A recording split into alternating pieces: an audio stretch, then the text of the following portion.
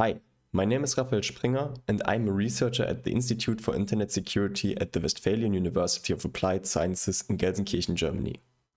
In this video, I will be presenting on behalf of my colleagues the findings of our paper titled Padding Matters: Exploring Function Detection in PE Files. Every day, over 300,000 new hash-unique malware samples are identified. Each of these samples must be analyzed to track malware families, understand the capabilities of the malware, and develop detection signatures.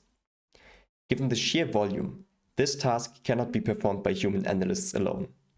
Automated binary code analysis is therefore essential. One of the initial steps in binary code analysis is disassembling the binary. Often, a subsequent step is to detect functions within the code.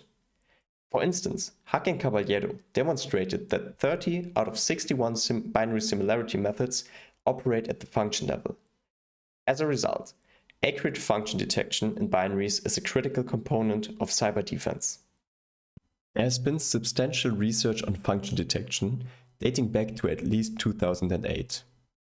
This table summarizes related work and provides details on the binary datasets used for evaluation. This column indicates the number of samples in each evaluation dataset, split into Linux 11 and Windows PE binaries. The next column shows the number of functions in those datasets, also separated by file format.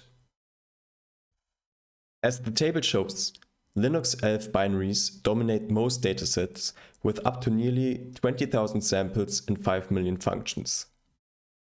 In contrast, nearly half of the listed papers do not consider Windows PE binaries at all. When they are included, the PE portion is consistently smaller than the ELF portion. This underrepresentation stands in stark contrast to the actual distribution of malware. According to a v-test, this chart illustrates the distribution of malware across operating systems. As you can see, 97% of all malware targets the Windows operating system. While this data may not be perfectly accurate, it clearly indicates that Windows is the primary target of malware. Therefore, there's a strong need for a new dataset that focuses specifically on Windows binaries. Before introducing our dataset, I will provide a brief overview of function detection and how it works. Function detection refers to the process of identifying sequences of bytes in a compiled binary that correspond to individual functions in the original source code. This slide presents a fictional 32-byte sequence from the code section of an executable binary. Each byte is indexed from 0 to 31. In our example, the blue bytes belong to function f1, the red bytes to function f2, and the green bytes to function f3. Given function f1, the byte at offset 0, the lowest index, marks the function start, while the byte at offset 17, the highest index, marks the function end. Together, these define the function boundary. In our work, we focus specifically on function starts, which in this example correspond to those marked bytes. Now that we understand what function detection is, let's take a look at how it typically works. The most common approach to function detection is pattern recognition. In this method, characteristic byte sequences are used to identify the start and end of functions. For instance, prologue patterns are used to detect function starts, while epilogue patterns help identify function ends. In the example on the right, you can see a typical x64 prologue used to establish a new stack frame. By removing the immediate value, we obtain a signature that can reliably detect all prologues of this type, regardless of the stack frame size. Another approach to function detection involves the use of various static analysis techniques. Some tools disassemble the binary, construct control flow graphs, identify call targets, and analyze jump tables to locate functions. Static analysis can also be combined with pattern recognition to enhance detection accuracy. Additionally, some tools also incorporate machine learning techniques to enhance the function detection. Now, I will introduce our new dataset, FuncPEval. Our dataset includes 4 samples: Chromium in both 32-bit and 64-bit versions, as well as the Conti ransomware in 32-bit and 64-bit. Although the number of samples is relatively small, we emphasize the number of functions as this is the key metric for function detection. FuncPEval contains a total of 1,092,820 functions, making it, to the best of our knowledge, the largest PE-based function detection dataset publicly available. We selected Chromium, the open source component of Google's Chrome browser, because it is a large-scale project developed by many contributors, featuring a vast codebase and multiple programming languages. Chromium was compiled and linked by Google using LLVM Clang with various per-module optimization levels. Our dataset includes the Chrome DLL, which is the main library of Chromium and contains most of its core functionality. Additionally, we wanted to include a malware sample in our dataset. We selected the Conti ransomware, whose source code was leaked in early 2022. Our dataset includes CryptoExe, the component responsible for encrypting the victim's machine. We compiled and linked the sample using Visual Studio 2022. While we would welcome the inclusion of more malware samples in our dataset, such opportunities are rare due to the limited availability of compilable source code and reliable debug information. To the best of our knowledge, FuncPEval is the first dataset to provide reliable ground truth for function starts in real-world malware. For all samples, we extracted the ground truth for function starts by parsing the corresponding PDB files. Ensuring function diversity was a key objective in building our dataset. This slide provides an overview of the diversity analysis we conducted. The first column shows the total number of functions. The second indicates the number of byte-unique functions, and the third shows the number of normalized functions where immediate values have been replaced by wildcards.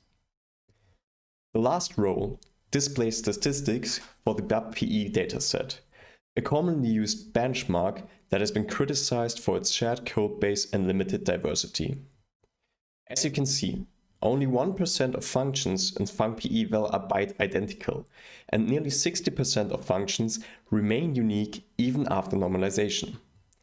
In contrast, the BAP-PE dataset exhibits significantly less diversity. Let's now examine how well common function detection tools perform on our dataset. For our evaluation, we included 2 industry standard tools, IDA Pro and Ghidra, as well as 5 tools from various scientific publications. Among these, 3 are machine learning based and 2 are not. The non-ML based tools are Nucleus and SNDA. The ML based tools include a recurrent neural network, XDA, and DeepDye. This bar chart presents the evaluation results for the 64-bit version of Chromium. Each bar represents the F1 score achieved by a specific tool. As shown, IDA Pro performs the best, followed closely by DeepDye. SMDA and Ghidra both achieve F1 scores above 90%, while Nucleus, XDA, and the RNN remain below that threshold.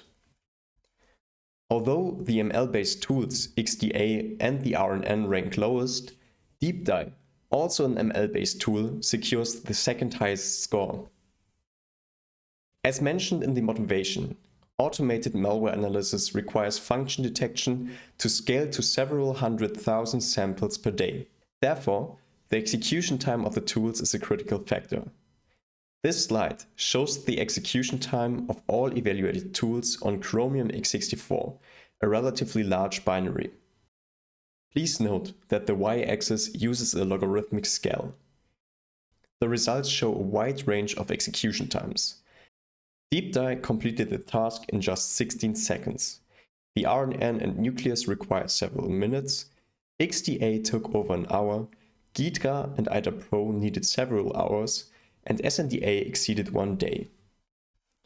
It is important to note that both DeepDye and XDA support GPU acceleration, and for this evaluation, we provided access to one NVIDIA Quadro RTX 8000 GPU. As a result, the execution times are only partially comparable across tools. Nevertheless, DeepDye's significantly lower execution time, combined with its strong F1 score, indicates that it is the most suitable tool when speed is a critical requirement. Finally, I will present the impact of padding on function detection. While analyzing the evaluation results, we began to ask, what features do ML-based tools actually learn, and how do they generalize across different compiler versions? We suspected that padding might play a significant role and decided to investigate its impact. But first, what is padding? For performance reasons, compilers align functions at memory addresses that are multiples of 16 bytes. If a function does not end exactly at such a boundary, the space between the function's end and the next 16-byte aligned address is filled with padding bytes, typically using int3 or NOP instructions. For example, in the illustration on the right, the function ends here, but the next 16-byte boundary is further down. To fill the gap, the compiler inserts int3 instructions as padding.